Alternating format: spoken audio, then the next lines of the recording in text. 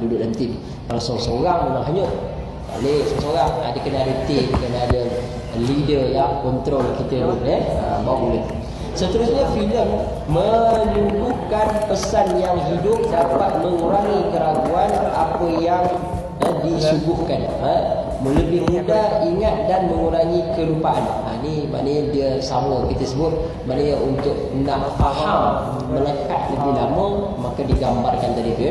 Dan khusus bagi anak-anak, sementara kalangan dewasa cenderung menerima secara bulat tanpa lebih banyak mengajukan pertanyaan terhadap seluruh kenyataan situasi yang ditunjukkan oleh filem.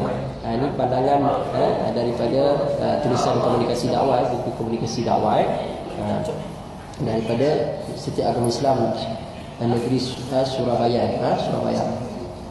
Okey, seterusnya filem dapat mempengaruhi emosi penonton. Memang amat memberi kesan, seperti tentang filem The Message yang pernah ditayangkan, seolah-olah kehidupan menghidupkan kembali kenangan sejarah Islam yang lebih segar, yang wasilah dakwahnya lain tidak mampu dilakukan. The Message, The Messenger of God. Ada cerita apa lagi?